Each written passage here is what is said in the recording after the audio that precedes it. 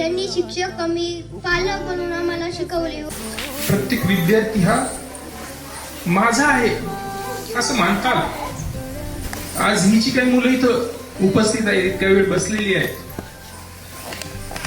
त्याचं एकच कारण आहे, आपल्या शिक्षकांवर असलेली निस्सीम भक्ती. काय दिलं आम्ही त्यांना, पण जे आमचं कर्तव्य होतं ते पूर्ण केलं, पण त्यांनी त्याची जाणीव ठेवली.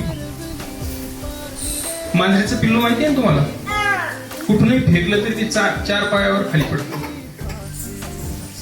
इथं बसलेला आमचा एकही विद्यार्थी असं नाही, त्याला तुम्ही कुठेही टाका, कुठेही फेका, तो त्याच्या पायावर उभाच राहील.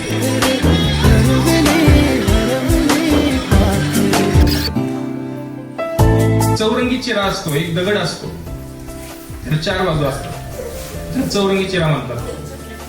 आणि तो